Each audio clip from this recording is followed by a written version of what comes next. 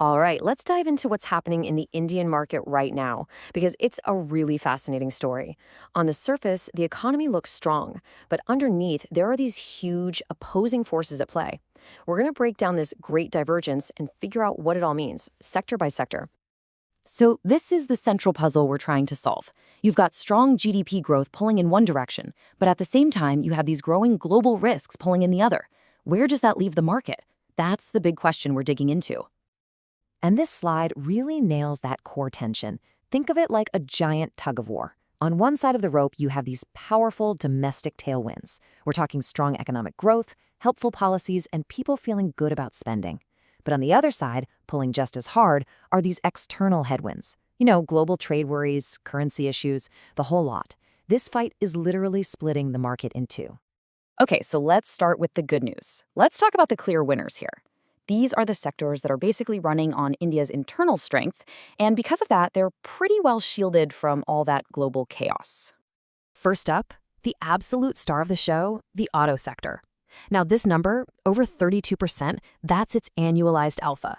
And what that means, in simple terms, is how much it's beating the market.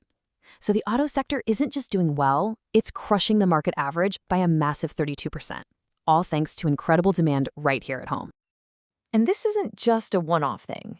The story is almost the same for the consumption sector, with nearly 19% alpha. This proves it's a wider trend.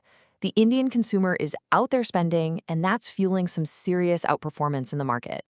So what's the secret sauce? Well, the analysis points to a few really key drivers. First, consumer health is fantastic. There's a strong positive tailwind. People are confident, they have money to spend. Second, you've got the government stepping in with supportive policies like the next wave of GST reforms, which is like pouring fuel on the fire. It all adds up to this incredibly strong, bullish momentum. Okay, now we have to flip the coin and look at the other side of this divergence. Because while the domestic-focused sectors are flying high, the ones that are more exposed to the global economy, well, they're telling a very, very different story. And wow, nothing captures this better than the official verdict on the IT sector. The analysis is pretty blunt, calling it a potential short. That's not just a small dip, folks. That is a major warning signal, and it's all driven by that bearish momentum and, you guessed it, those external economic headwinds we've been talking about.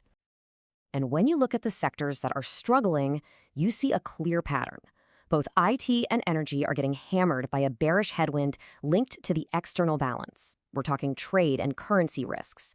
And look at that number for IT, underperforming by almost 30%. That's huge. Real estate is also in the red, though its issues are a bit more tied to whether consumers are ready for those really big purchases. This chart just lays it all out there. This is the great divergence in one picture. On the left, you've got auto and consumption way up in the green. And on the right, you see IT way, way down in the red. Between the market's biggest winner and its biggest loser, there's a performance gap of nearly 62 points. That's the defining story right now. But it's not all just winners and losers. There's this really important group of sectors stuck right in the middle of that tug of war. And honestly, they might be the key to figuring out where the whole market goes from here. Take banks and infrastructure. Fundamentally, their story looks amazing. They're getting a boost from strong GDP and helpful policies. The analysis even says their risk level is in an ideal state. But, and this is a big but, the market stats are flashing caution signs. Their momentum is described as bearish exhaustion. So they're literally being pulled in opposite directions. Now, to get why these sectors are so critical, you need to understand this term the analysis uses, systemic hub. This isn't just some finance jargon. It means these sectors are so connected to everything else that their performance sends ripples across the entire economy. They're basically the market's bellwethers. What happens to them happens to everyone else. So why are they rated a hold? Well, it's because you just can't ignore either side of their story. The strong economy gives them a solid floor, so they're not going to collapse. But that weak market momentum means you can't really expect a huge rally either. The hold rating is a perfect reflection of the market's own indecision right now. Okay, so we've looked at the winners, the losers, and the sectors caught in the middle. Let's tie this all together. What is the one big thing you need to take away from all this? Look, if there's one thought I want to leave you with, it's this.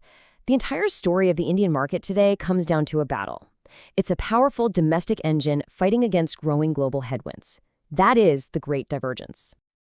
And that leaves us with the critical question, the one that really matters for the future. We can see how strong India's internal economy is, but we can also see those global storm clouds gathering. So the real question is, how long can that domestic engine keep powering through this growing storm? The answer to that will decide everything.